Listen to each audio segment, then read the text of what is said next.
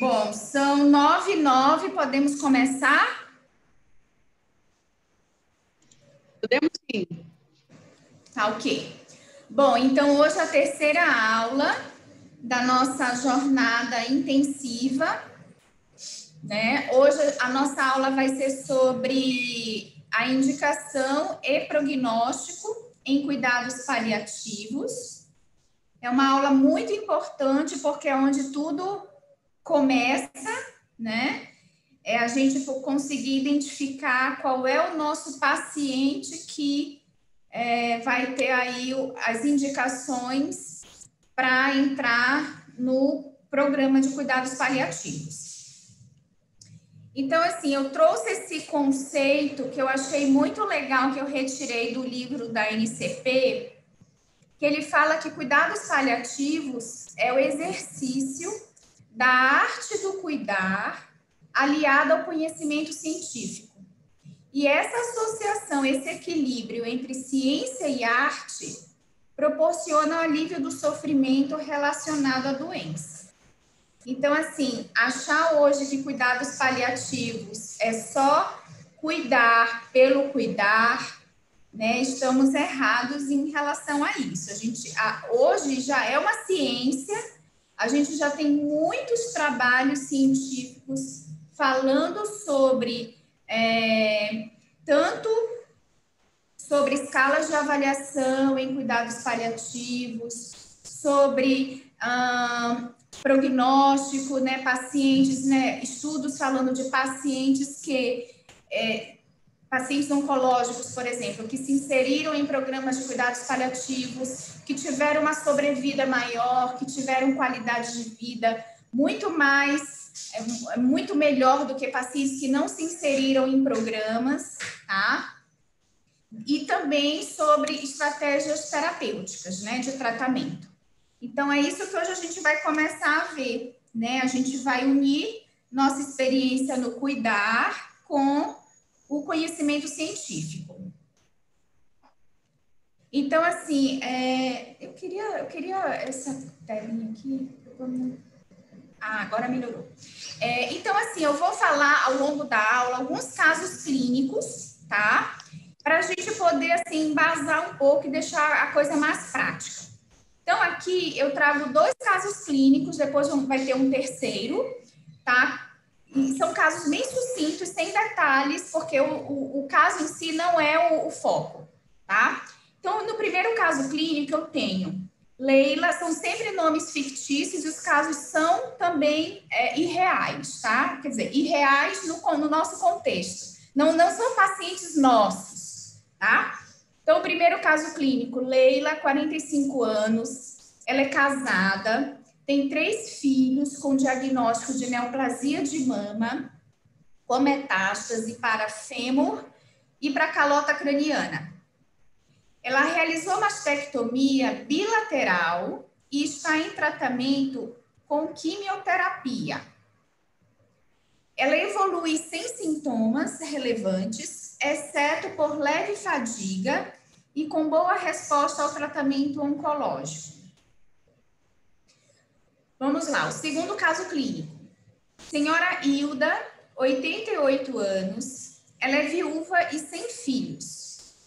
Ela está institucionalizada há 9 anos, desde que o esposo faleceu. Ela tem demência de Alzheimer avançada e tem múltiplas internações no último ano por pneumonias e infecções urinárias. Esse caso aqui é um caso realmente muito próximo a nós. O terceiro caso clínico, José Marcos, 59 anos, é casado, tem 2 filhos, tem um diagnóstico de hipertensão, obesidade, insuficiência cardíaca, insuficiência coronariana com IAM prévio, diabetes tipo 2 com neuropatia e nefropatia diabética.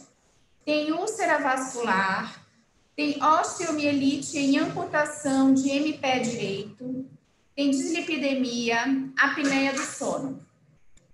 Ele teve múltiplas internações por descompensação cardíaca, teve Covid-19 e sepse de foco cutâneo no último ano. Atualmente em assistência domiciliar, com uso de oxigênio intermitente, quando cai a saturação, e usa antibiótico por via venosa, através de catéter de PICC, e tem baixa mobilidade. Então, aqui nós estamos vendo, assim, 3 casos clínicos diferentes, né, com todas as suas nuances. A primeira, uma paciente jovem com câncer de mama metastático em tratamento atual de quimioterapia. O segundo caso, uma paciente com demência de Alzheimer avançada, com múltiplas internações, muito idosa, múltiplas internações por infecção. E esse último caso aqui, um caso também próximo ao que a gente vê no nosso dia a dia, na assistência domiciliar, paciente com várias comorbidades graves, que teve Covid, que voltou para casa, que tem aí eventos graves e que está em antibiótico terapia. Nossa pergunta-chave é: você ficaria surpreso se o seu paciente morresse nos próximos 12 meses? O que vocês acham? Aí eu queria muito essa aula um pouco mais interativa. Vamos tentar pelo menos 2 pessoas responderem essa pergunta aqui? Por favor, alguém abre o microfone e fala. Vamos lá, pessoas, participem. 2 pessoas eu quero resposta, senão eu vou ter que começar a falar o nome aqui. Josi Brito. Josi, como você tá aparecendo aqui para mim, eu queria que você desse a sua opinião.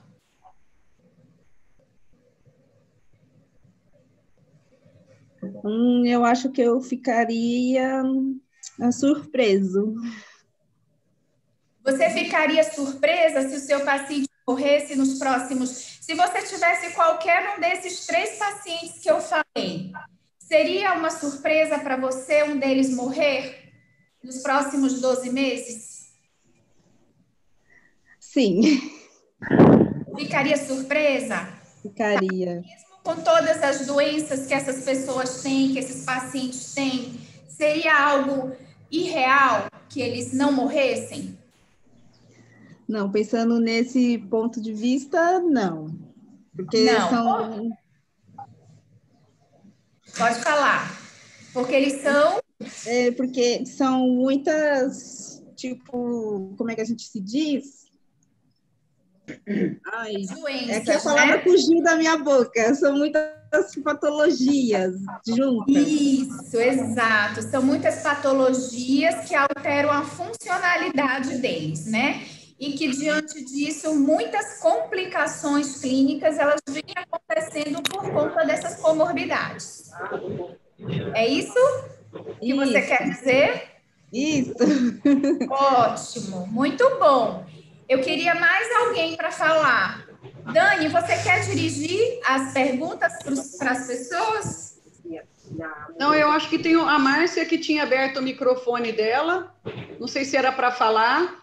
E tem uma Luciana Santos também aí com o microfone aberto. Oi, Dani. Oi. Então, bom dia a todos. Bom dia, Márcia. Então, eu acho que, doutora, por todas essas patologias do paciente, principalmente desse terceiro, eu não ficaria surpresa se ele tivesse uma morte nos próximos 12 meses, não. Mesmo ele tendo os cuidados paliativos, entendeu? Eu acho que mesmo assim ele poderia vir a óbito, porque ele tem muita patologia, doutora. Exato, Márcia, exatamente isso. Então, quando a gente recebe um paciente em casa para cuidar, a gente precisa ter muita atenção qual é a bagagem de doenças que esse nosso paciente tem, né? Para a gente poder olhar para ele com uma visão diferente, né? Diferente, por exemplo, da Josi, né? Vamos fazer aqui uma suposição. A Josi vai na casa de um paciente para fazer antibiótico porque está com infecção urinária e é uma senhora que era ativa. Quando acabar o antibiótico, a Josi vai pegar outro serviço e a nossa paciente, ela vai viver a vida dela, né? Agora é diferente a Márcia ir na casa de um outro paciente que tem uma amputação no pé, que tem uma lesão vascular, que tem insuficiência cardíaca, que já teve Covid, que tem aí um quadro de insuficiência renal, que está fazendo antibiótico na veia por longo tempo. Então, esse nosso paciente, por conta de todos os aspectos clínicos que ele tenha, esse paciente, a chance dele morrer nos próximos 12 meses é muito maior, correto? Não ficaríamos surpresos se esse paciente viesse a óbito, correto? Então, vamos seguir em frente. E daí, baseado nessa pergunta-chave, nós temos alguns trabalhos que mostram que identificar pacientes que precisam ser avaliados por equipes de paliativos no ambiente hospitalar é o primeiro passo, tá? Porque o nosso paciente frágil, ele vai vir de onde, gente? Do hospital, correto? Né? Basicamente do hospital. Então, é no hospital, primeiramente, que essa abordagem precisa ser iniciada. Carol, você me fechou o microfone agora. Pronto, abri. Então, assim, nesse consenso de cuidados paliativos avançado, trouxe para nós realmente como a gente pode identificar os pacientes que precisam ser avaliados por equipes de cuidados paliativos. E aí, nesse consenso, mostraram alguns critérios de inclusão de pacientes nos programas de cuidados paliativos. Critérios primários, ou seja, os critérios principais, e critérios secundários para nós começarmos a olhar esse nosso paciente diferente. Sempre a pergunta surpresa é: você ficaria surpreso se o seu paciente falecesse dentro de 12 meses? Essa é a nossa primeira pergunta. Critérios também principais. Admissões frequentes no hospital. O nosso paciente que a gente cuida em casa, se todo mês ele vai para o hospital por conta de uma nova infecção, também é um critério primordial para a gente colocá-lo num programa de cuidados paliativos, ou de pelo menos fazer uma avaliação sobre esse tipo de abordagem, tá? Segundo, admissões devido a dificuldades para controle de sintomas físicos e psíquicos, necessidade de cuidados complexos. Quais pacientes nós temos, né, cuidados complexos? Pacientes com traqueostomia, pacientes com sondas, cistostomia, que precisam usar nutrição parenteral, nutrição enteral. Então, assim, são pacientes que têm cuidados mais complexos, tá bom? Pacientes que têm declínio funcional e dificuldade para alimentação e perda de peso intencional. Então, todo nosso paciente que tem dificuldade de se alimentar, piora a funcionalidade, ou seja, o paciente, você dava banho, colocava ele na poltrona, ele interagia, de repente ele está mais acamado. Houve uma perda funcional. Então, é um critério diagnóstico primordial para a gente incluí-lo num programa de cuidados paliativos, tá? Quais seriam critérios secundários? No nosso paciente, que ele vai para uma ILPI, que é uma instituição de longa permanência, ou um hospital de transição, ou uma casa de repouso, tá? Esse é um critério secundário, né? Então, a gente tem a nossa tia lá em casa, que tem uma demência de Alzheimer, está fazendo infecção de repetição, você resolve institucionalizar, colocar numa casa de repouso.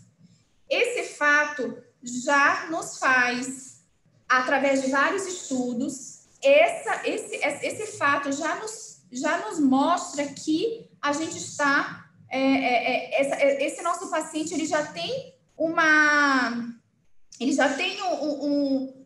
risco maior de ter uma evolução ruim ao longo do tempo e devemos sim pensar numa abordagem paliativa para ele, tá? Idosos com comprometimento cognitivo, ou seja, quadros demenciais, com fraturas de quadril, tá? Câncer metastático ou localmente avançado e incurável. Lembra daquela primeira paciente que, apesar dela estar bem, fazendo quimioterapia curativa, mas é uma paciente que tem um câncer metastático. Então, já é um critério secundário para incluí-la no programa de cuidados paliativos. Pacientes que fazem uso crônico de oxigênio também são pacientes mais graves. Paciente que teve parada cardiorrespiratória fora do hospital, tá? Paciente que vem de um hospice, né? Ou seja, talvez de uma casa de repouso prévio ou atual. Pacientes que têm suporte social limitado, isso também é um critério secundário. Ausência de droga vasoativa, é isso? Não. Nossa, eu preciso ver o que é isso aqui, depois eu passo para vocês. Então, quando a gente vai indicar uma abordagem paliativa? Sempre quando a gente estiver diante de uma tomada de decisão difícil, tá? Então, aqui, quando vamos pensar, né? A gente está diante de um paciente com múltiplas infecções, a família não quer mais levar para o hospital porque acha que não vai. Então, assim, quando a gente tem uma tomada de decisão difícil, por exemplo, quando a gente tem um paciente que a gente está cuidando em casa, que ele está fazendo infecções de repetição, a família pede para não levar para o hospital porque acha que aquele ente querido vai sofrer mais se for para o hospital, mas não tem nada conversado sobre se esse paciente, se ele piorar e se ele falecer em casa, como é que a família vai tomar isso como futuro, né? Como é que ela vai ver isso? Então, isso é uma tomada de decisão difícil. Então, aí a gente precisa começar a abordar, falar de prognóstico, falar de paliativo, controlar sintomas, promover qualidade de vida. Quando a gente deve indicar também, quando a gente precisa ter uma visão sobre controle de dor e outros sintomas. Então, pacientes que têm ausência de DAV, ausência de diretiva antecipada de vida, de vontade, diretiva antecipada de vontade. Então, seu microfone está desligado. Sim. A gente vai ter uma aula, né, só sobre diretiva antecipada de vontade, né, que é quando a gente consegue aí ter autonomia, né, de descrever ou de falar, ou de ter um médico já assistente que você consiga dizer para ele antecipadamente a sua vontade diante de um processo de finitude. Tá? Então, quando indicar abordagem paliativa, quando a gente tem controles de sintomas de difícil controle e a gente precisa fazer um manejo correto desses sintomas. E quando a gente precisa abordar questões familiares, psicossociais ou espirituais complicadas. Então, vejam, a abordagem paliativa é difícil, é complexo e a gente precisa aí ter guias, né, para tomar essa decisão de começar a falar sobre paliativo. Olha, se, por exemplo, a Josi, você está aparecendo aqui para mim, por isso que eu vou sempre talvez falar o seu nome, tá? Mas não é perseguição, não, é porque você está aparecendo para mim e está sorrindo agora. Então, assim, o que acontece? A Josi está na casa de uma paciente frágil, que ela já está cuidando há muito tempo, há muitos anos, e ela vê que a idosa que ela cuida tem dor, tem dificuldade respiratória, tem às vezes refluxo, náusea. A família tem algumas questões, algumas angústias relacionadas a essa pessoa que ela cuida. Então, a Josi pode chegar, por exemplo, para uma enfermeira da casa, por exemplo, vamos falar, Edna. Aí ela chega para Edna e fala, Edna, eu tô achando que essa nossa paciente, a gente precisa conversar com a família sobre cuidados paliativos. Então, a Josi vai lá com a enfermeira e começa a falar. Aí a Edna vai perguntar, por que você acha isso, Josi? Aí a Josi vai falar, porque como eu tô na casa há muito tempo, eu vejo que a família está angustiada, tem questões, às vezes eles falam, né, do que pode ser, será que Deus vai ajudar, assim, questões espirituais envolvidas. Eu vejo que ela está com dor, e eu vejo que está sendo difícil a gente tomar algumas decisões na casa, porque a família está em dúvida. Aí a Edna, olha só o caminho, a Edna vai, então, falar com o médico da casa, a gente vai começar, então, a ter um pensamento sobre paliativo. A gente começa a pensar e a gente começa, então, a tomar frente a essa abordagem. Aí a Edna vai lá, conversa com a filha, se precisar de apoio, chama a doutora Márcia, vai junto, ou chama a mim, eu vou junto, para a gente começar a ter essa visão muito mais plena do cuidado, tá bom? Quais os objetivos dos cuidados paliativos? Isso está lá no conceito de cuidados paliativos que a gente viu na primeira aula. Qual o objetivo principal? Aliviar o sofrimento humano. Através do quê? Do apoio à qualidade de vida. O que fazer com as doenças ameaçadoras da continuidade da vida? Que doenças seriam essas? Os cânceres, as doenças neurodegenerativas, a doença de Parkinson, a demência de Alzheimer, a insuficiência cardíaca avançada, a insuficiência hepática avançada, a insuficiência renal já dialítica, o HIV, já com a doença AIDS instalada, pacientes que têm múltiplos AVCs, pacientes que têm DPOC grave, que precisam usar oxigênio continuamente, as doenças autoimunes sem resposta ao tratamento, todas essas condições entram no nosso rol de doenças que precisam ficar no nosso alerta aqui, peraí, em alguma fase dessas doenças, a gente precisa começar a pensar em cuidados paliativos. Tá bom? Doutora? Oi? Oi. Doutora, a minha dificuldade nas casas... Fala o seu nome, por favor. Fala seu nome. Gislene. Você é da enfermagem, Gislene? Sou técnica de enfermagem. Perfeito, pode falar.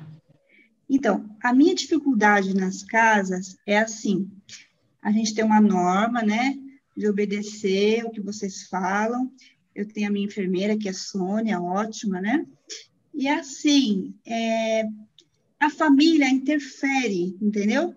Ah, tem que ser assim, entendeu? Essa é a minha maior dificuldade, sendo que a gente tem as nossas normas, a nossa ética, né, de como trabalhar. Aí a família quer que faz de outro jeito completamente diferente. Entendeu? Alô, tá me escutando? Sim, Gislene. Então, realmente, quando a gente está na casa do paciente, quando a gente vê a fragilidade do paciente, a gente vê as necessidades, a gente precisa entender que a família também está no centro do cuidado, né? Aquela família que te cobra, faz isso, faz aquilo, eu quero desse jeito, eu quero daquele outro jeito. essa família, ela também está doente. E a gente ficar atento a essa família é importante. E o vínculo, né? A confiança que ela vai ter.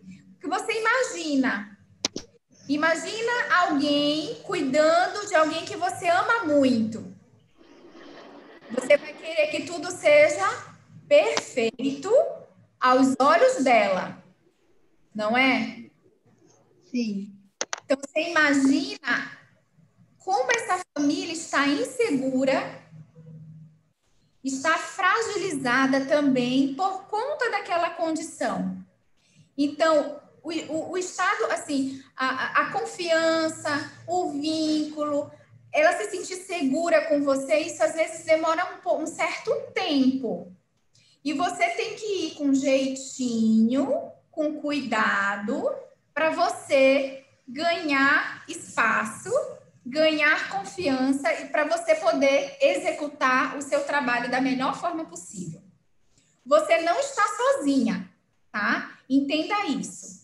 Todas as dúvidas, a enfermeira da casa precisa estar com você, precisa ajudar a vencer essas barreiras com a família, tá? E aí o trabalho ele vai correr de uma forma mais leve. Mas isso precisa de tempo, tá bom? Carol, aí entra a importância, né, do atendimento como equipe, né? Porque a gente tem que agir como equipe. Então, vocês que estão nas casas, que estão presenciando as cenas em relação à família, vocês são tão fundamentais, vocês são tão importantes, porque vocês que trazem para a gente a realidade nua e crua da casa. Então, é importante que vocês tenham um bom relacionamento com o físico que frequenta essa casa, se é uma casa que tem fono, se tem psicólogo, se tem assistente social, se tem médico, se tem nutri. Todo e qualquer profissional do projeto que entra na casa, é importante que vocês tenham um bom diálogo. E por isso que a gente está aqui como equipe multiprofissional, porque a gente quer que todo mundo consiga olhar para o mesmo lugar. Né? E cuidado paliativo, ele só existe se você olha o paciente, a família e a equipe. Acho que vocês lembram que a gente já mostrou isso em slides das 2 aulas anteriores, que o cuidado paliativo, se faltar ou a participação da família ou da equipe, ou o paciente não estiver envolvido, ele está fadado ao fracasso. A gente precisa que esses 3 pontos estejam em comum acordo. Né? Então, isso é fácil? Não, não é fácil, é uma construção. E essa construção parte de uma aula como essa que a gente está tendo aqui hoje, de discutir com vocês e trazer para vocês conhecimento e trocar experiência para que a gente possa se fortalecer e para que a gente inicie um trabalho de equipe cada vez mais forte. Aí, Gislaine, esse problema essa situação que você trouxe, que é extremamente real, né, que retrata a grande maioria das casas, a gente vai ter que enfrentá-la de forma coletiva. Né, Carol? Posso dar exemplo? Assim, não vou falar nomes, né? Mas posso dar um exemplo que aconteceu comigo? Claro. Então, uma paciente diabética, né? Aí, todos cuidados, né? No caso, a nutricionista, me falando, é assim, assim, assim, a gente vai, faz direitinho. Aí, e a outra pessoa, eles não compravam os alimentos que tinha que comprar, entendeu? Aí, dava um pouco, daqui a pouco a irmã ia lá, dava um doce, você tá entendendo? Aí a diabetes subia lá em cima, aí a gente fica assim, o nosso trabalho, você tá entendendo? Exato, então essa questão da aderência é muito importante para o sucesso do nosso cuidado, né? Então, desde o controle do diabetes, de seguir uma orientação dietética pela nutricionista, até, por exemplo, a gente ter cuidado na hora de mobilizar para o paciente não cair, ou então o paciente quer levantar sozinho e a família acha que pode. Então, assim, a gente tem que estar com o olhar muito atento, né? E sempre, viu, Gislaine? Sempre registrar no prontuário. Sim, isso eu faço. Muito importante, porque o nosso respaldo é a gente Tá coloca, ali. olha, a dona fulana de tal deu um pote de doce de leite e aí correndo risco, enfim, aí você tem que descrever da forma mais adequada, né? Colocar que orientou a paciente sobre o risco de aumentar a glicemia, foi dado a dieta assim, assado. Eu acho que tudo é registro. Não sei o que a Dani acha disso, mas tudo é importante a gente registrar, porque é a nossa segurança como profissional na casa.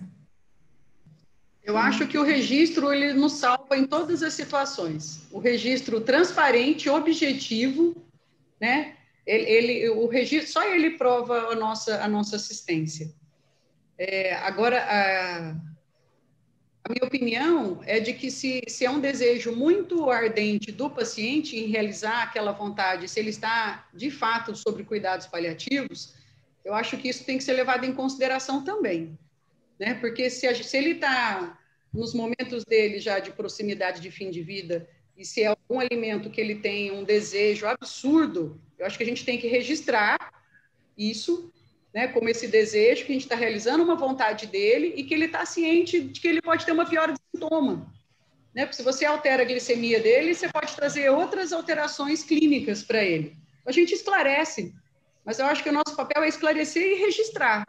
Eu acho que são situações onde nenhum extremo, né, uma permissão total ou um bloqueio total não vai levar a gente a lugar algum também. A gente precisa de muito bom senso. Então, o registro é o que vai nortear. A gente sabe que pode causar algum mal-estar, alguma piora de algum sintoma, mas se esse é um desejo muito genuíno, eu vou, de repente, concordar que seja dado, né? Aliás, eu vou concordar que seja dado e que a gente notifique no prontuário que isso foi feito. Tá? Exato. Eu acho isso muito importante, a gente entender, né, o desejo do nosso paciente, né? E assim, a gente tem que respeitar. Lembra da primeira aula, quando a gente falou sobre o princípio da autonomia, né? O paciente eu perdi essas 2 aulas, eu vou pegar ainda depois. Ah, tá. Pois pegue, porque é muito importante, né? O princípio da autonomia, ele está acima de todos. Então, a gente tem autonomia, né, de decidir. O nosso paciente, ele tem autonomia de dizer o que ele quer, né? E olha esse caso real nosso, né, que é assistido pela Projeto, eu não vou dizer o nome. Esse caso, acabei de fazer contato com a Nilda, e esse caso nós vamos ter que... Então, já me desconcentrei aqui. Então, assim, um paciente nosso, mais de 90 anos, que tem autonomia, tem poder de decisão, ele está comendo cada vez menos, né? E a gente tem que respeitar a vontade dele. Temos que respeitar, né? Então, assim, não é a profissional que está na casa, a fisioterapeuta, ela vai chegar e dizer assim, olha, doutor fulano, vamos passar uma sonda, vamos fazer uma hidratação na veia. Não, se ele não quer, vamos respeitar. Né? Então, o princípio de autonomia, ele é primordial para qualquer tomada de decisão em cuidados paliativos, tá bom? Vamos lá. Então, aqui eu trago para vocês 3 trabalhos, né, em cuidados paliativos na população oncológica, mostrando que os trabalhos mostram que pacientes oncológicos que estão em programas de cuidados paliativos, eles vão melhorar a qualidade de vida, o humor, a depressão, a satisfação do paciente e da família. Eles começam a entender muito melhor o prognóstico de vida deles e aumenta a sobrevida global.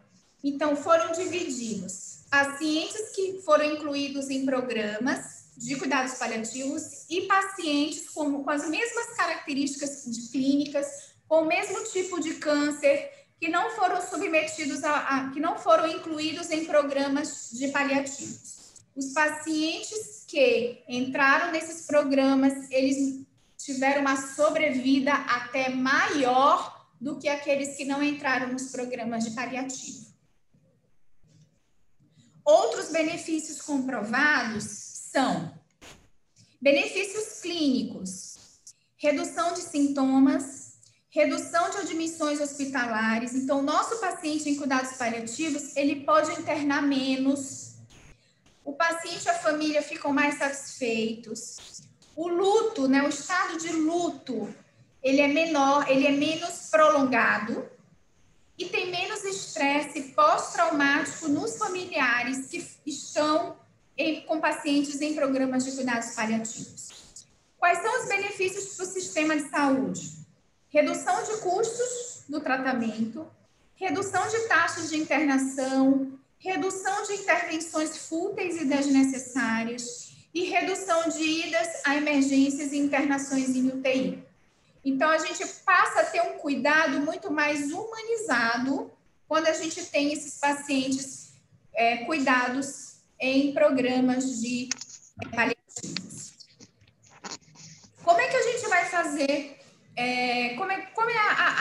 O que a gente promove quando a gente faz esses programas? A gente ajuda a controlar sintomas. O cuidado, ele fica de acordo com os valores e as preferências do paciente. A comunicação, ela é mais sustentada entre o paciente e todos aqueles envolvidos no cuidado. A gente consegue gerar um apoio psicossocial e espiritual para os pacientes, para os cuidadores e para os familiares. A gente consegue coordenar muito mais fácil o local de cuidado, que para a gente é na residência. E daí a gente vê, né, onde a gente vai realizar o paliativo. A gente pode realizar cuidados paliativos dentro dos hospitais, nos ambulatórios de especialidade, no domicílio, nas instituições de longa permanência e nos hostels, tá? Aonde vai ser o nosso centro, nosso local de cuidado? No domicílio, tá?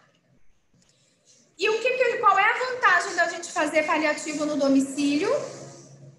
Vamos lá, a gente vai continuar o cuidado do paciente após a alta hospitalar.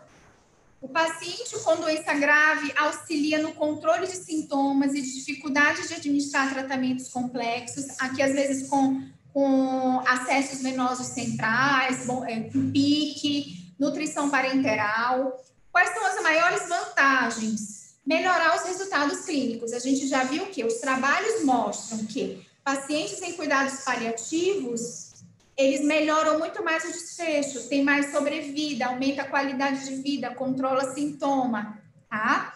Melhora a qualidade de vida, é a vantagem, reduz internação. Então, imagina só se todos os pacientes que entrassem no home care, já com doenças que ameaçam a continuidade da vida, com múltiplas comorbidades, com múltiplas internações, voltando para casa, se todos os pacientes conseguíssemos fazer uma abordagem paliativa, iríamos reduzir as reinternações.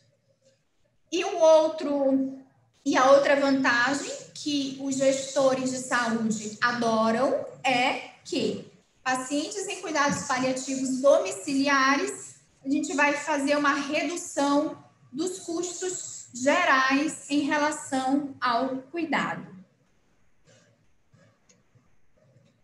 Então, dessa parte da indicação, a gente já finalizou. Vamos falar agora do prognóstico de um paciente com doença avançada. Como é que a gente avalia o prognóstico?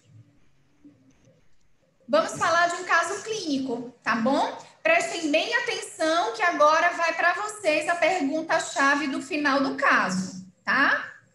Vamos lá. Maria do Carmo, 86 anos, tem antecedentes de doença de Alzheimer avançada, hipertensa, tem diabetes tipo 2, tem gastrostomia, ela está restrita ao leito, acamada, tem úlcera de pressão grau 4 na região sacral. Ela está em home care há 5 anos. E o PAD dela é fisioterapia, fonoterapia, nutrição, enfermagem semanal, estomaterapia e visita médica semanal.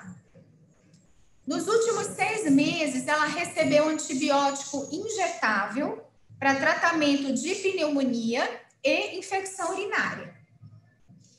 Ela iniciou, vejam só, ela iniciou um quadro de febre baixa, urina fétida e piúria, que é pus na urina, quando foi feita a sonda vesical de alívio.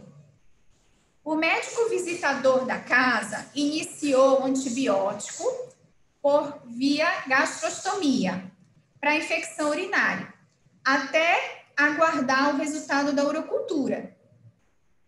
Após 3 dias, a urocultura veio com uma bactéria multiresistente, que era só sensível a um antibiótico chamado polimixina B, que é um antibiótico, gente, que a gente não costuma fazer no ambiente domiciliar.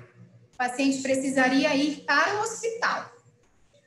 A paciente, ela permanece com febre, só que ela está confortável do ponto de vista respiratório, sinais vitais estáveis e sem dor. A filha, ela pergunta para a enfermeira visitadora, para a Edna, tá? Agora eu estou vendo o rostinho da Edna, por isso que eu estou perguntando para ela. A filha vai perguntar para a Edna se a mãe está sofrendo e se vai precisar ir para o hospital. Qual é a conduta da Edna nesse momento? Vamos esperar a Edna falar. Pode abrir o seu microfone. Só assim, ó, eu vou só falar uma coisa. O médico visitador, você tentou contato, mas ele não respondeu. A doutora Márcia está fazendo o exame e ela não pode atender o seu telefone. E eu também estou fazendo uma visita na casa de um paciente. Então, você vai ter que dar a resposta para a filha naquele momento. Você não pode dizer, peraí que eu vou falar com o médico. Ela está perguntando para você. O que você acha? Bem, eu acho que ela tá, como ela está estável e ela já está fazendo uso de antibiótico, dá para a gente ficar tranquilo e aguardar até que eu consiga fazer um contato com o médico, mas para ela não, assim, ela não precisa saber que eu não consegui falar com o médico, né? Eu ia passar isso, que no momento dava para a gente ficar tranquilo, porque os sinais estavam estáveis, que ela estava confortável e ela já estava em tratamento, que a gente precisava, no momento, aguardar para ver se ela a resposta desse tratamento. Tá. E você falaria alguma coisa sobre fase final de vida? O que ela gostaria que a mãe dela, que tipo de cuidado ela gostaria de dar para a mãe dela nessa fase da mãe? Quando meus pacientes têm idade avançada e múltiplas complicações, eu sempre converso com a família, né? A respeito, assim, do que eles esperam. Principalmente pacientes que já foram internados inúmeras vezes, a família fica descontente, porque às vezes fica 14 dias no hospital e ninguém faz nada lá. Então, assim, nada que a gente não poderia ter feito em casa. Aí é onde eu aponto para eles. Olha, tá vendo? Tudo que foi feito lá, a gente poderia ter feito em casa. Então, assim, não precisava de ter... aí a família também fica, né, descontente, porque fica lá internada junto com o paciente vários dias. E aí eles apontam também para mim. Olha, ficamos lá tanto tempo, não fizeram nada diferente do que vocês fizeram aqui. Eu falei, então... Aí eu sempre pergunto isso para eles, se eles têm interesse de continuar levando o paciente para o hospital, se eles preferem que a gente dê os atendimento em casa. É isso. Tá bom. Sempre para ter a opinião deles a respeito do como eles se sentem confortáveis, né? E tentar preparar eles para que a gente continue cuidando em casa. Que eu tive um paciente, né, que já foi a óbito, não vou citar o nome dele, né, mas assim, lá de Guarulhos, e assim, foi um paciente desse jeito, que o paciente já tinha ficado internado, já tinham falado no hospital que não iam fazer procedimentos invasivos, assim, exames invasivos para descobrir alguma coisa, porque se descoberto não ia ser possível tratamento, devido à idade, fragilidade. Então, eu conversei com o filho, expliquei para ele que nós tínhamos todos os recursos no home care, que ele não precisava qualquer coisa que acontecesse com o pai, ficar desesperado e sair correndo para o hospital. Ele podia me ligar, que eu conversaria com o médico e a gente iria interceder e fazer tudo o que fosse o melhor possível para conforto, porque não ia adiantar levar para lá para eles ficar internado, sendo que não iam fazer nada, assim. Se descobrir, fazer um exame que vai descobrir que tem alguma coisa grave, mas que não vai poder tratar, não adianta fazer, né? Então... E Edna, e se a filha da dona Maria do Carmo virasse assim para você? Edna, eu acho que também ela não está sofrendo, mas e se a minha mãe morrer? Então, se ela morrer, eu sempre oriento eles que tem todos os recursos no home care, que o médico tem o respaldo de atestado de óbito, porque a maioria das preocupações que a gente vê com as famílias, nesse tempo que eu estou trabalhando no home care, é sempre isso. Ah, mas e se morrer? Quem que vai dar atestado de óbito? Ah, mas desculpa, eu vou mudar minha pergunta. E se ela perguntar assim para você, mas Edna, se eu levar para o hospital, ela tem mais chance de ficar viva em vez de eu deixar ela aqui? Diante eu sempre do quadro todo, olha, é uma idosa que tem uma demência avançada, que está com PA de 24 horas, que já teve várias infecções de repetição, que está numa infecção atual, né, aguda, que o antibiótico Eu sempre abordo com a família a intenção deles de prolongar o sofrimento, né? Porque, assim, adianta, tipo assim, a gente sempre quer, né, ter a pessoa que a gente gosta perto da gente, só que adianta a gente ter essa pessoa só sofrendo, né? Porque se a gente parar para... Eu sempre converso bastante com os familiares, assim, se fosse para você escolher, você gostaria de estar em umas condições dessa, né? Totalmente dependente, sofrendo? Então, ele sempre me fala, não, eu quero que Deus faça o melhor pela minha mãe. Então, é onde assim, a gente tenta ir conversando essa parte, entendeu? Tá ótimo, muito bom. Dani, quer complementar? Aí a Edna conseguiu falar com a Dani. Não, eu acho que a Edna abordou uma coisa aí que, de fato, é um medo histórico de todas as famílias, que é o que a gente faz no momento do óbito, né, Carol? Muitas vezes a família deseja ir para o hospital porque eles imaginam que eles ficarão sozinhos nesse momento, né? Então, eu acho que isso é uma construção que a gente faz com a família o tempo todo. Eu acho que desde o momento que a gente vai lá no hospital avaliar o paciente e que a gente já percebe pelo diagnóstico, pelas comorbidades, pelo paciente, que a gente, no nosso conhecimento, a gente já sabe que esse é um paciente de cuidados paliativos, toda a trajetória nossa nessa casa já tem que ser nesse contexto de comunicação muito aberta em relação a isso, né? E, de fato, o medo deles de estarem sozinhos no momento do desfecho é muito grande. E é muito nítido que quando a família percebe que a gente vai estar junto, que eles não estarão sozinhos e que a gente resolve a questão burocrática para eles e dá orientação, eles se sentem mais confortáveis, né? Mas isso é o momento do falecimento. Só que anterior a tudo isso tem todo o processo, né? Toda a trajetória da assistência, que é uma construção. Eu venho insistindo, isso é uma construção. A gente, como enfermeira, teve até uma pergunta aí da Cristina Arantes, que ela colocou no chat, que se o enfermeiro tem autonomia de solicitar a avaliação da equipe de cuidado paliativo.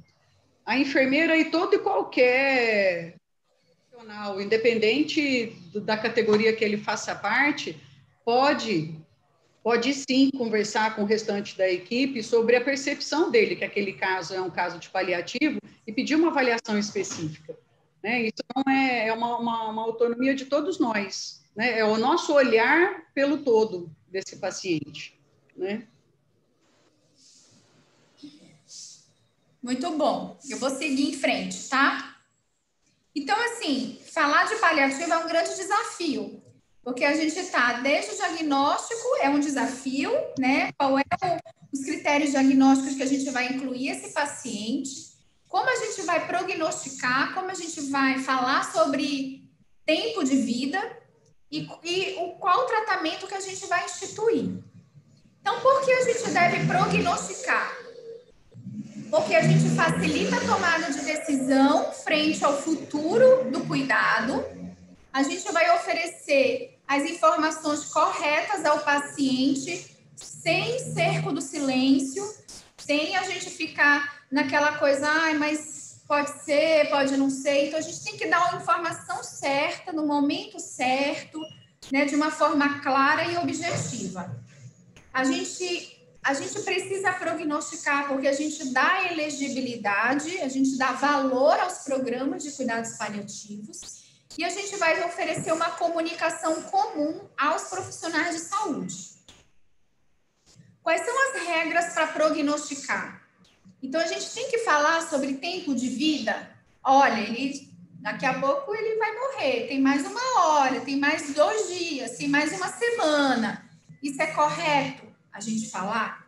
Primeiro, não comunique sobre as previsões, ao menos que o paciente pergunte, tá?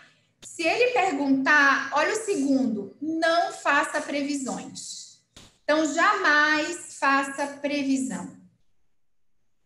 Se ele não perguntar, não fale. E se ele perguntar, não fale também, tá?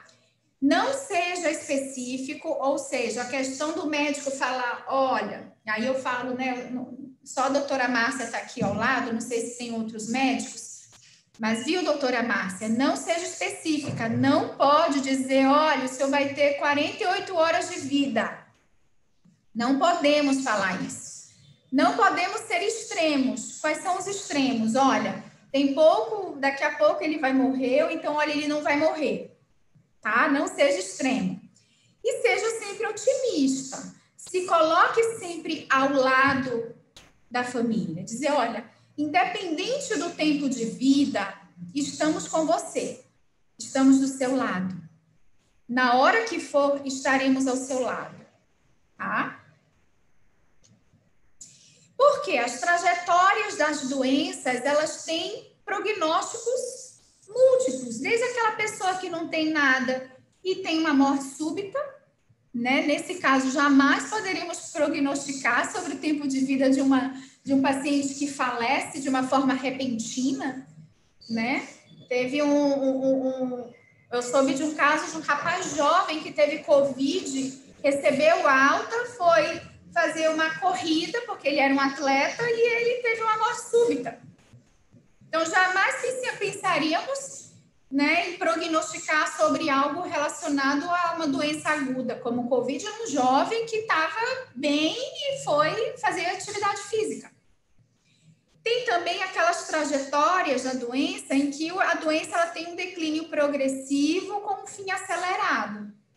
No caso, por exemplo, de uma doença oncológica, né?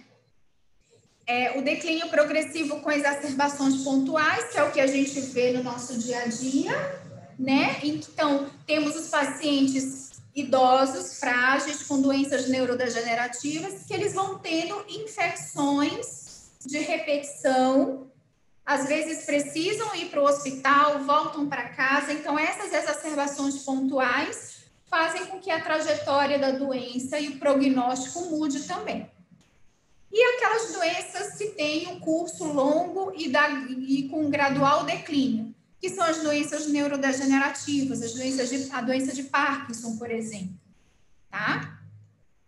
Temos também que levar em consideração questões culturais, né? Questões, né, de cunho, né, espiritual, né, religiosidade daquela família, né? A gente tem que respeitar aquelas crenças, aquela cultura, né? Então, assim, quando a gente está fazendo cuidados paliativos numa casa de uma cultura japonesa, a gente sabe que os japoneses, eles têm uma visão de vida e morte diferente. Eu acho que a Dani até pode colaborar, já que eu acho que ela já tem o título de capelã, né? Então, assim, vai ser muito legal ouvir essa parte da religiosidade, né, dos pacientes. né? Porque eu estou com uma paciente no Hospital Santa Catarina, no Grupo da Dor, uma paciente de 38 anos, com câncer de mama metastático, em fase ativa de morte, em que a família não aceita cuidados paliativos. Ela está na UTI, já em sedação, mas a família acha que Deus vai curá-la. Então, assim, a gente precisa respeitar todas as crenças, as religiões, a cultura, mas a gente começar a falar, né? A gente ter estratégias de descobrir, né? Quanto a família consegue assimilar, consegue ouvir, consegue entender, e às vezes nem vai conseguir, viu, gente? Às vezes a coisa vem de uma forma como uma grande onda, uma tempestade, e assola a família, e aí um grupo, toda a equipe precisa ali estar unida para poder apoiar essa família que vai, em geral, vai viver um luto difícil. Então, a gente precisa entender as crenças, a religião, os valores daquela família para a gente poder apoiar de acordo com aquilo que ela consegue, tá bom? Posso passar, Dani? Ô, Carol, só para registrar, eu fiz um curso introdutório de capelania. Não fiz teologia, né? Então não sou capelã. Mas eu fiquei muito encantada com o curso, pretendo fazer o avançado que vai ter o ano que vem. Mas a questão de cultural, né, ela esbarra na questão de espiritualidade mesmo, porque é a nossa crença, né, o nosso valor maior. E eu acho que todas as vezes, como a Carol falou, né, todas as vezes que a família, com toda a situação ali transparente na frente dela, tem dificuldade de aceitar aquele processo todo, vale aí um apoio psicológico intensivo para essa família, né? Se tiver capelão no hospital, ou quem sabe um dia a gente vai ter um capelão também no home care que possa nos assistir, porque aí vale a pena um profissional, ou que ele não faça parte da nossa equipe, mas se a família tem professa alguma crença, que a gente chame um líder religioso dessa crença que a família professa, e que ele possa ser inserido também nessa equipe do cuidado, né? Isso é importantíssimo, né, Carol? Porque aí a gente consegue navegar no mar conhecido dessa família, né? O que a gente não pode nesse momento é querer impor a nossa crença, impor a nossa verdade. O cuidado paliativo não interessa a nossa opinião, né? Interessa só o melhor, nosso objetivo é o melhor interesse do paciente, melhor interesse, melhor forma de cuidado para esse paciente, para essa família. Tá? Isso é um cuidado muito grande que a gente tem que ter, porque o brasileiro, ele tem mania de achar que o que é dele é melhor do que o que é do outro. Então, a gente quer ficar convencendo a pessoa o tempo todo, olha, vem para a minha igreja, que a minha igreja é muito melhor que a sua. Tá bom, gente? Vamos tomar bastante cuidado, que a nossa opinião, a nossa crença, ela não pode interferir na crença do nosso paciente, tá? Esse respeito aí, ele é importantíssimo. Isso aí. Então, assim, como é que a gente vai... quando a gente fala em prognóstico, né, a gente tem aí algumas escalas que a gente precisa utilizar, tá? Tudo é estatístico, nada é exato, né? Tudo tem uma vertente aí de estatística, mas a gente não pode dar exatidão de nada. Então, como é que a gente estima prognóstico? A gente estima prognóstico por esses 4 quadrados aqui de baixo, tá? A gente tem escalas que avalia a funcionalidade, que é o status, que é a performance status ou estado funcional, escalas de avaliação de sintomas, escalas de avaliação de qualidade de vida, e a gente tem os parâmetros biológicos através de exames, tá? Então, a gente estima prognóstico através desses 4 itens aqui, tá? Os parâmetros biológicos vão depender da doença clínica do paciente. Então, a gente vai estimar, né, a gravidade de um DPOC através de critérios específicos da doença. Então, a gente tem que fazer prova de função pulmonar para avaliar, né, velocidade expiratória forçada, tem vários critérios. A doutora Márcia pode complementar se ela quiser. Tem, por exemplo, insuficiência cardíaca, a gente tem graus de insuficiência cardíaca que a gente vai conseguir esses parâmetros através de exames. Insuficiência hepática também, né? A gente avalia a função do fígado através de exames específicos. Então, esses são os parâmetros biológicos. Como é que a gente avalia a sarcopenia, o grau de desnutrição? Eu não sei se a Silvia está assistindo aqui a aula, mas ela vai saber, né? Ela vai precisar avaliar o quê? Nível de albumina, nível de linfócitos, níveis de colesterol, tudo isso para avaliar o grau nutricional do paciente. Qualidade de vida, a gente vai ter escalas de avaliação de qualidade de vida. Graus de sintoma e performance status é o que a gente vai falar um pouquinho mais a seguir. Então, como é que a gente avalia o estado funcional de um paciente nosso em casa? Temos várias escalas. Eu trouxe aqui algumas das principais, que nós temos a Karnofsky, que é o KPS, a ICOG, o PPI e o PPS. As 3 primeiras escalas, elas são específicas para pacientes oncológicos. A PPS, ela é uma escala que pode ser utilizada para paciente oncológico e também para os não oncológicos. É por isso, então, que nós escolhemos a PPS como escala de avaliação do estado funcional para todos os nossos pacientes na projeto.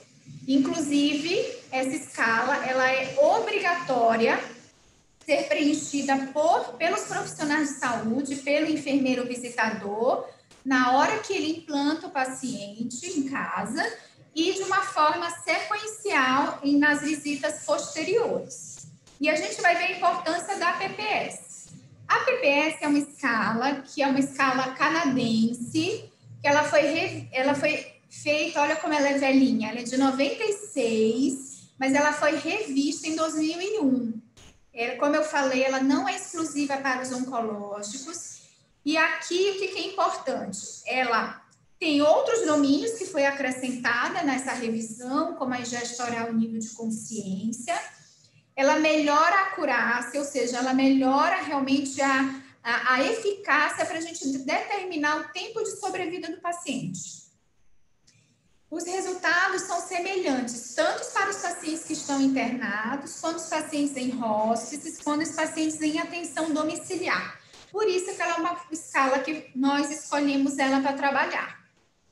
E a PPS, o que é interessante? Não sei se vocês estão conseguindo entender o gráfico, mas o que acontece? Quanto menor o PPS, menor o tempo de sobrevida. Por isso que é importante a gente fazer avaliações evolutivas. O paciente chega hoje na casa, né, internou, quando voltar tem que ter uma nova PPS, para a gente fazer a avaliação em relação ao tempo, tá bom? Então, aqui a gente vai ver que quanto menor o PPS, quanto maior o PPS, maior o estado funcional. Quanto menor o PPS, maior o estado de fragilidade, de incapacidade funcional. Aqui está o PPS, que todos vocês conhecem, já viram.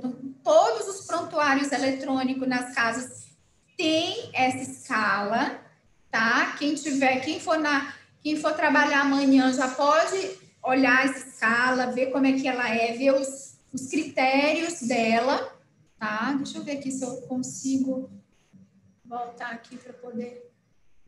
Então, olha aqui. Então, a gente tem aqui, ó, 5 critérios. A gente tem o estado de deambulação, o estado de atividade, a evidência da doença, o autocuidado, a ingesta oral e o nível de consciência. Tá? Então, a PPS é isso. Depois a gente vai falar um casinho clínico.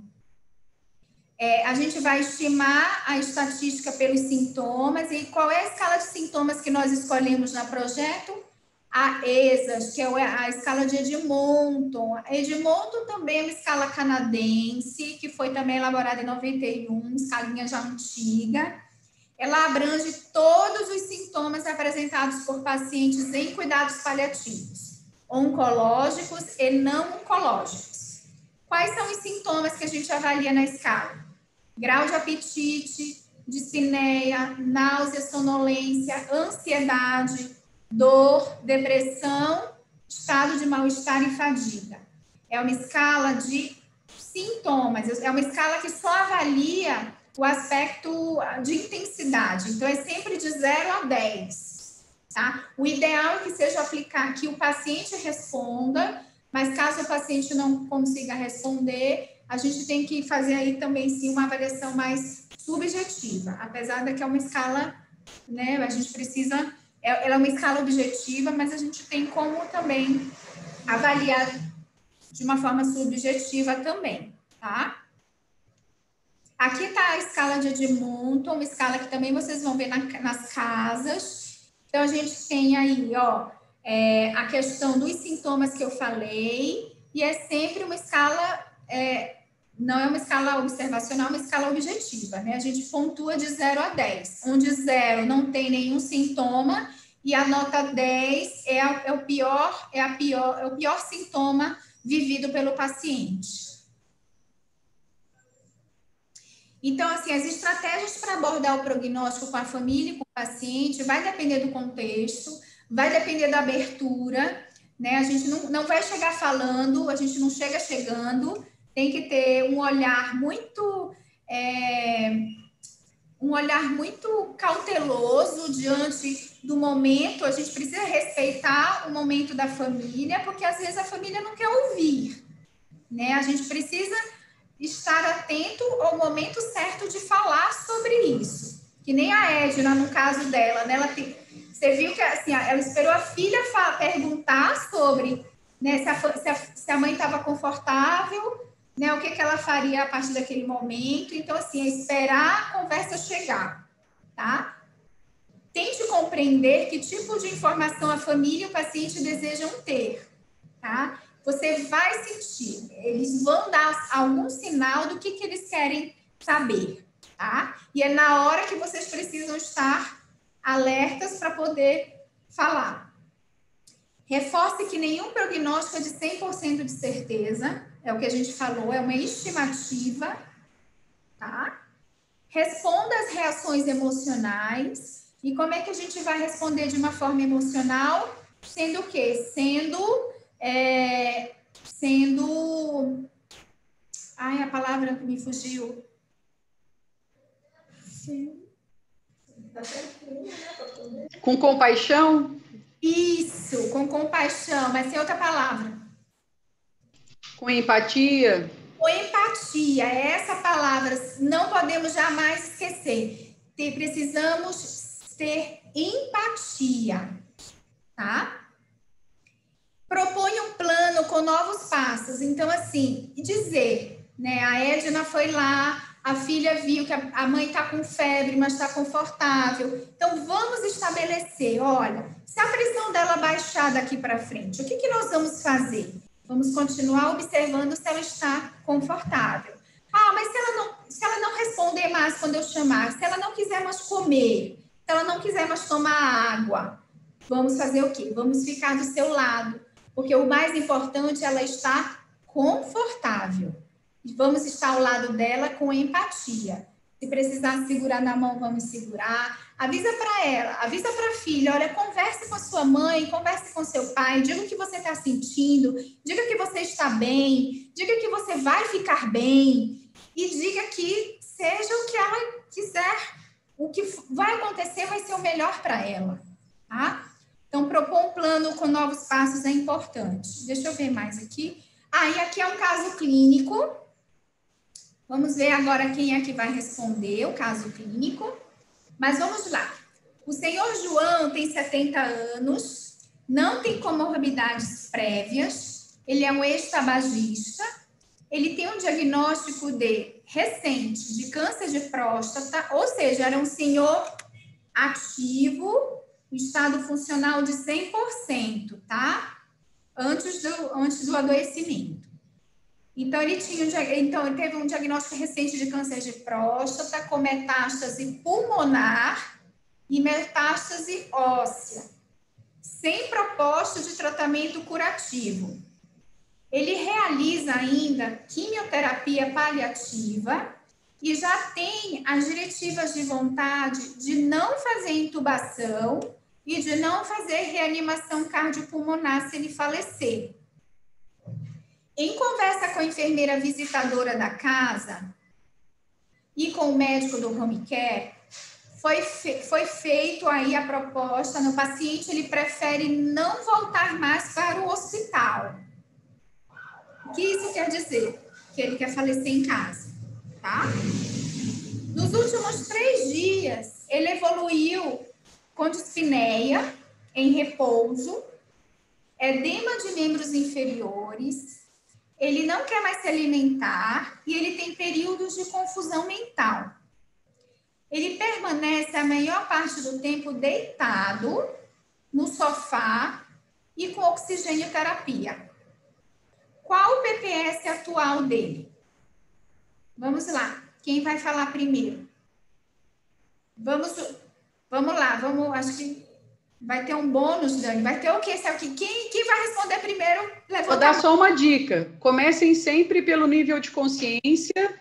Essa escala é legal a gente pensar nela, né? Do nível de consciência para a deambulação. Tá? Outra dica.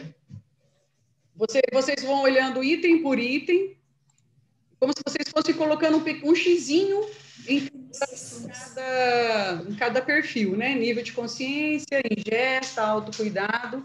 E observe aonde que vai estar a menor nota, né? Como a Carol falou, o 100 significa tudo ok, né? O paciente tem uma doença sem chance de cura, mas ele está pleno ainda da sua autonomia, do seu autocuidado. E o 0 é a morte. Então, a gente tem que ver aonde vai estar o menor xizinho aí nessa escala. Essa é a minha dica para vocês. Começando do nível de consciência e vindo no sentido de deambulação. Quem souber a resposta por primeiro, abre o microfone e fala. Tem uma pessoa de nome Márcia dizendo que para ela não aparece. Márcia, eu vou pedir para você sair e entrar, porque está aparecendo na tela. Provavelmente, quando você entrou, você não habilitou o vídeo. Alessandra, você quer falar? Você abriu seu microfone? Você quer fazer algum comentário ou você abriu sem querer? Bom dia a todos. Está me ouvindo? Sim, pode falar.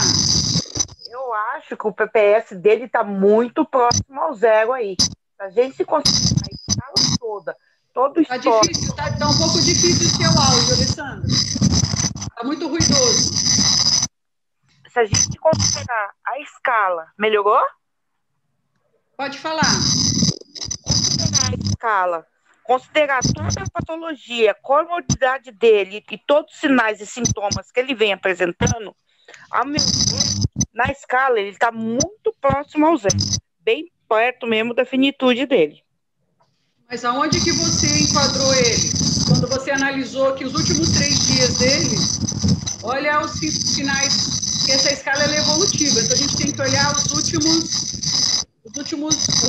sintomas dele aqui, ó. Olhando Alessandra, não é para achar, tá? Eu quero que você coloque todos os itens na escala. Na escala do PPS, eu quero que você fale para mim a porcentagem da escala, tá? Então, Vamos preencher juntas, então? Vamos lá. Qual é o nível de consciência dele? O nível de consciência dele, ele está o quê? Ó, o que está escrito aqui? Ó, períodos de confusão mental. Se tem períodos de confusão mental, aqui, ó, 50. Então, a partir dos 70, pode ser, tá? Porque a partir dos 70 para cima, o nível de consciência dele está completo. A partir dos 60, ele já tem períodos de confusão mental. Vamos seguir. Qual é o próximo item da escala? Ingesta. A ingesta, como é que está a ingesta dele? Baixa ingesta alimentar. Então, está normal ou reduzida. Normal ou reduzida também, né? A partir de 60. Próximo item, autocuidado. Autocuidado, tá. Ele tem assistência ocasional, considerada, ou assistência quase completa, ou ele tem uma dependência completa? O que você acha pela história clínica? Ele fica a maior parte do tempo deitado, né? Possivelmente, ele tem, no mínimo, uma assistência considerável. Então, de 60 já cai para 50, tá bom? Qual é o próximo item? Atividade ou evidência da doença. Ele tem um câncer de próstata com metástase, tem proposta curativa. E ele está hoje com oxigênio-terapia, piorou o sintoma, tem dispneia ao repouso. Então, ele já está com uma doença extensa, né? Incapacidade para qualquer atividade, doença intensa. Então, assim, de 50, continua com 50, tá? E aí, o que vai falar, o que vai fechar a tabela é o quê? É a deambulação. Como é que ele tá? Ele permanece a maior parte do tempo deitado. Então, seria, a gente fecha em qual número? Agora, 40, correto? A gente não pode dizer que ele está totalmente acamado. O que diz o texto? Ele permanece a maior parte do tempo deitado, mas ele não está totalmente acamado. Então, possivelmente, ele tem uma PPS pontuada em 40, tá bom? Dúvidas?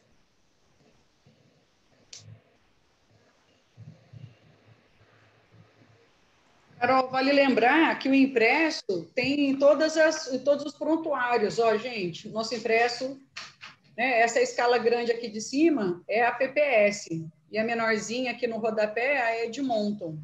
Então, vocês podem olhar essa escala nas casas que vocês estiverem trabalhando, até ela ficar uma amiga íntima de vocês, tá bom? Vocês podem sempre olhar para o paciente, observando os sintomas que ele demonstra, olhando para a história clínica dele, vocês tentarem enquadrá-lo aqui. Tá? Para os nossos enfermeiros visitadores, isso é uma cobrança semanal. A cada visita, obrigatoriamente, eles têm que fazer essa avaliação. Faz parte do olhar do enfermeiro e da gestão do enfermeiro do seu paciente. Mas isso aqui, o físio, o nutri, vocês, da equipe técnica, também tem que se apropriar desse conhecimento aqui, tá bom? Não é uma obrigatoriedade de vocês, mas é conhecimento, ele é bem-vindo o tempo todo, tá? Então, ó, PPS de cima e a de baixo é Edmonton. Por exemplo, né, o fisioterapeuta vai na casa, avalia, vê que o paciente dele está maior, vamos pensar, né, tá lá a fisioterapia motora, respiratória, 4, 5 vezes por semana, mas ele vê que o paciente dele, que é o seu João, está com PPS atual de 40, ele está a maior parte do tempo acamado, ele tem dificuldade, está com dispneia ao repouso, está precisando de oxigênio-terapia. O que o fisioterapeuta vai fazer? Vai ligar para a Viviane, né? Vai ligar para a gestora e vai dizer, olha, nosso paciente, seu João, ele está desse jeito. Possivelmente, ele não está mais tendo nenhum tipo de melhora com fisioterapia 5 vezes por semana. Minha indicação atual é que a gente reduza a fisioterapia e faça uma mudança no plano terapêutico para dar mais conforto para ele. Então, entendam que até o fisioterapeuta, o auxiliar, o técnico de enfermagem, a nutricionista, podem fazer uma avaliação guiada pela PPS. Não é só o enfermeiro visitador, todos os profissionais, e a gente precisa se comunicar.